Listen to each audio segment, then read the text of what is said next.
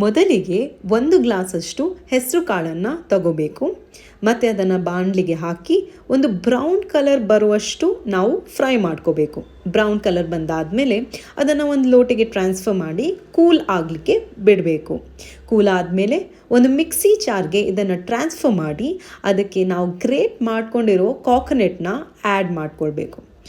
ಇದಕ್ಕೆ ಒಂದು ಸ್ವಲ್ಪ ಕಾರ್ಡಮಮ್ ಹಾಗೂ ರಾಕ್ ಸಾಲ್ಟ್ ಆರ್ ಸಾಲ್ಟ್ನ ಆ್ಯಡ್ ಮಾಡ್ಕೋಬೇಕು.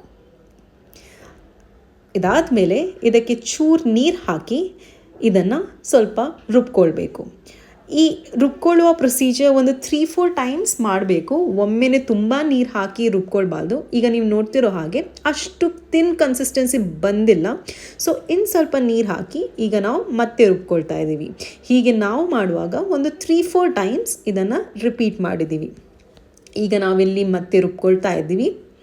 ಈಗ ನೀವು ನೋಡ್ತಿರೋ ಹಾಗೆ ಅಷ್ಟು ಕನ್ಸಿಸ್ಟೆನ್ಸಿ ಫೈನ್ ಪೇಸ್ಟ್ ತಿನ್ ಕನ್ಸಿಸ್ಟೆನ್ಸಿ ಇನ್ನೂ ಬಂದಿಲ್ಲ. ಸೊ ಇದಕ್ಕೆ ಒಂದು ಸ್ವಲ್ಪ ನೀರು ಮತ್ತೆ ಹಾಕಿ ಇದನ್ನು ನಾವು ಈಗ ಮತ್ತೆ ರುಬ್ಕೊಳ್ತಾ ಇದ್ದೀವಿ. ಇಲ್ಲಿ ನಾವು ಮತ್ತೆ ರುಬ್ಕೊಳ್ತಾ ಇದ್ದೀವಿ. ಈಗ ನೀವು ನೋಡ್ತಿರೋ ಹಾಗೆ thin consistency or fine paste ಬಂದಾಗಿದೆ. This is good to go. So ಇದಕ್ಕೆ ನಾವೀಗ ಸ್ವೀಟ್ನೆಸ್ ಬರೋಕ್ಕೆ ಜಾಗ್ರಿಯನ್ನು ಆ್ಯಡ್ ಮಾಡ್ಕೊಳ್ತಿದ್ದೀವಿ. ಇಲ್ಲಿ ನಾವು 4 ಸ್ಪೂನ್ಸ್ ಆಫ್ ಜಾಗ್ರಿ ಹಾಕ್ಕೊಳ್ತಿದ್ದೀವಿ. ನಿಮ್ಮ ಟೇಸ್ಟ್ ಪ್ರಕಾರ ನೀವು ಜಾಗ್ರಿ ಆ್ಯಡ್ ಮಾಡ್ಕೋಬೋದು. ನಿಮಗೆ ಎಷ್ಟು ಸ್ವೀಟ್ ಬೇಕು ಅಷ್ಟು ಹಾಕ್ಕೊಳ್ಬೋದು. ಇದನ್ನು ಈಗ ಮತ್ತೆ ನಾವು ಸ್ವಲ್ಪ ರುಬ್ಕೊಳ್ತಾ ಇದ್ದೀವಿ.